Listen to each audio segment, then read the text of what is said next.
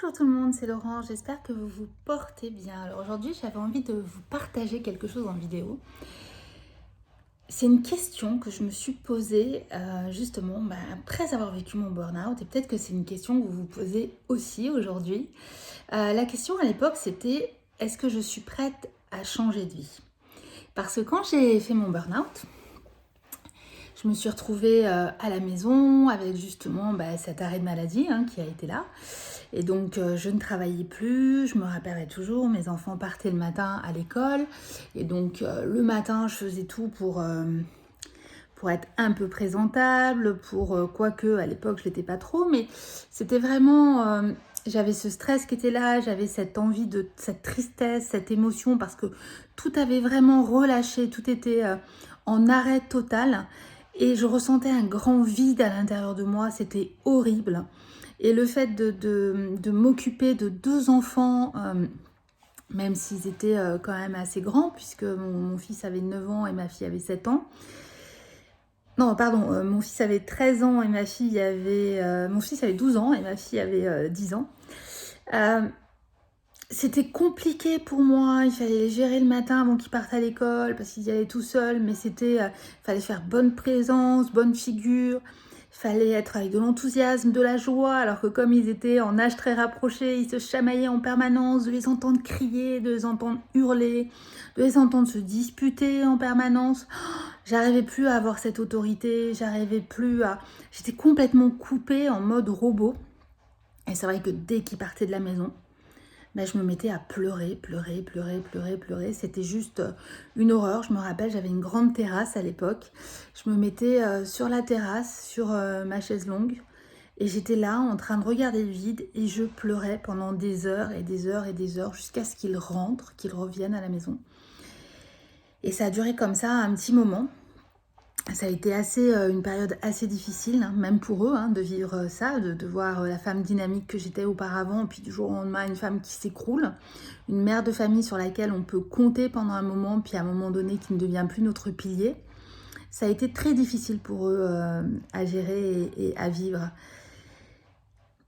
Et c'est vrai que quand j'ai commencé à remonter petit à petit, je me suis posé la question de savoir qu'est-ce que j'ai envie de faire de ma vie, qu'est-ce que je peux faire là de bien pour moi, quoi.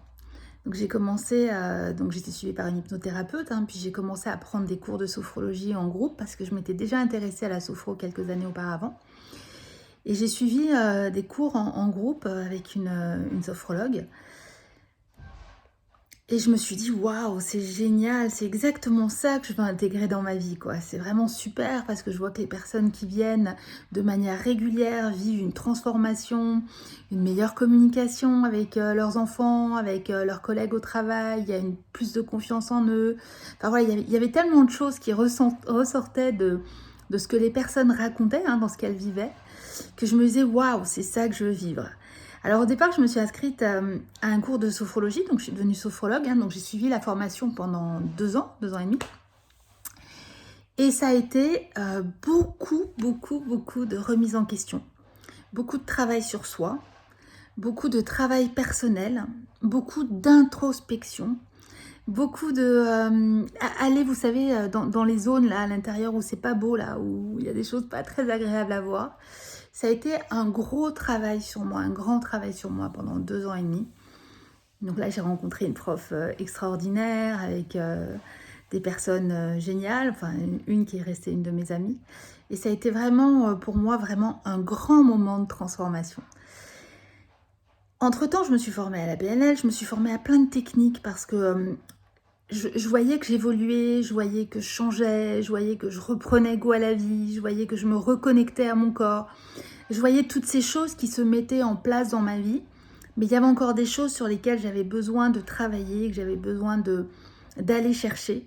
Et donc, je me suis formée à plein d'autres techniques.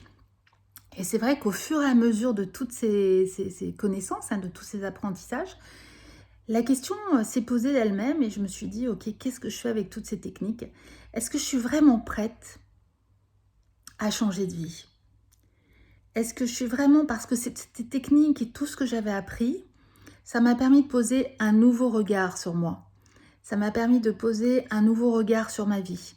Ça m'a permis aussi de poser un nouveau regard sur mes émotions, sur mes actions, sur mes comportements, sur ce que j'avais envie de vivre.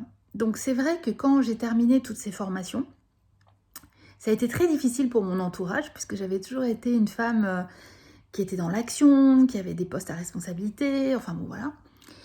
Et de dire, je sais pas ce que je vais devenir, et tout, mais je me rappellerai toujours mon fils qui m'a dit, mais attends, ça fait 3 ans que tu te formes, il serait peut-être temps que tu saches ce que tu veux faire, quoi. Il serait peut-être temps que tu agisses là maintenant, quoi.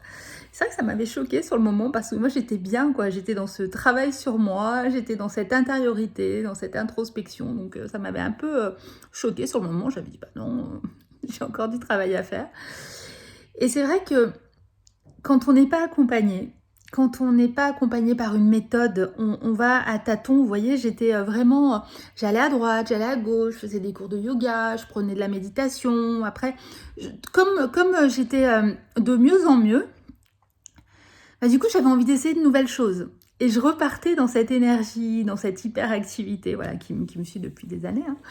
Même si j'ai appris à calmer, justement, à ressentir dans mon corps quand ça va trop loin et que j'ai besoin de ces moments de pause. C'est ça la différence entre aujourd'hui et avant. C'est que toutes ces techniques, tout ce que j'ai appris, tout ce que je mets en pratique au quotidien, parce que c'est pas parce que j'accompagne que je ne mets pas en pratique, je suis toujours en apprentissage et je suis toujours en train de mettre des routines. Hein. C'est-à-dire que tous les matins, j'ai ma routine, le soir, j'ai ma routine avant de me coucher. Mais c'est vrai que comme j'étais pas guidée, j'étais pas accompagnée, j'ai testé, j'ai fait 50 millions de formations, quoi. Et j'avais un ami qui me disait, mais c'est bon, t'en as pas marre là de te former, quand est-ce que tu vas t'arrêter, va peut-être falloir agir. Et c'est la deuxième personne qui me disait ça. Donc je me suis dit, ok, qu'est-ce que je fais? Est-ce que je suis prête aujourd'hui à accompagner d'autres personnes? Parce que mes profs me disaient, vas-y, allez-y, Laurence, vous êtes faite pour ça, ça se passe super bien, vous avez un bon contact avec les personnes qui viennent, enfin, quand vous faites les exercices, quand vous faites les échanges, ça se passe super bien. Allez-y, quoi, faites-en votre boulot, quoi. Mais j'avais pas confiance en moi au départ, je me suis dit, oh là là là, dans quoi je m'embarque? Parce que c'était pas quelque chose, c'est quelque chose que j'avais fait en premier pour moi, hein, donc voilà. Mais comme je voyais l'évolution chez moi et que je voyais que ça fonctionnait, je me suis dit, bon, allez hop, pourquoi pas. Et c'est comme ça que j'ai ouvert mon premier cabinet à Marseille et mon deuxième à Aix-en-Provence très vite après, et que j'ai commencé à accompagner mes premiers clients. Mais c'était, j'avais vraiment envie de, on va s'arrêter là pour aujourd'hui, mais j'avais vraiment envie de vous partager ça. C'était vraiment le grand saut, vous voyez. Déjà, ça a été un grand saut pour aller en cours de sophro et travailler sur moi, hein, parce que quand on a les outils, quand on a les techniques, c'est vrai que ces techniques et ces outils transforment complètement notre vie quand on les applique, parce que c'est pas seulement de la théorie, hein, si on peut lire des tonnes de bouquins et si hop, en juste une lecture on est transformé, non, c'est pas comme ça que ça se passe.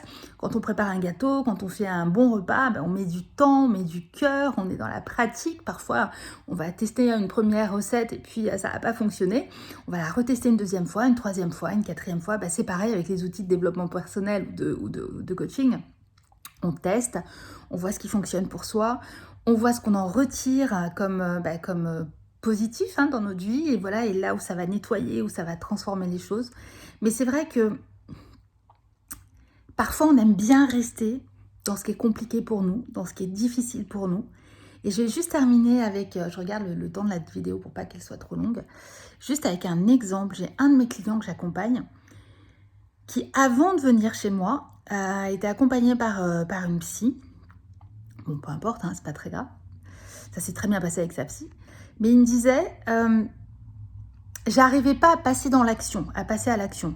Et c'est vrai que j'ai eu la compréhension de ce que j'ai vécu, mais passer à l'action était difficile pour moi, parce qu'en réalité, je me suis rendu compte que j'étais super content d'être dans cet environnement stressant, d'être dans cet environnement où rien n'était fluide, où tout était compliqué, où tout ne fonctionnait pas comme j'en avais envie, parce que j'avais l'impression d'exister. J'avais l'impression d'être reconnue dans mon travail. Et plus c'était compliqué, et plus j'avais des compliments de ma hiérarchie. Donc plus j'avais de compliments, plus j'attirais des choses compliquées, et plus moins j'avais envie de sortir de ça. Donc effectivement, avec vous, j'ai des outils aujourd'hui qui me permettent de me rendre la vie plus fluide, mais je comprends aussi que c'est pour mon bien-être et que ça change radicalement les choses. Voilà, c'était vraiment sur ça que j'avais envie de revenir aujourd'hui, donc j'espère que ça vous a parlé. Mettez des commentaires en dessous de la vidéo de ce que ça, voilà, de ce que vous avez ressenti. Est-ce que ça fait, est-ce que ça fait écho en vous? Est-ce que ça résonne? Est-ce que c'est des situations que vous vivez aussi? Et voilà, bah, je vous dis à très bientôt. Je vous souhaite une très belle journée. Au revoir.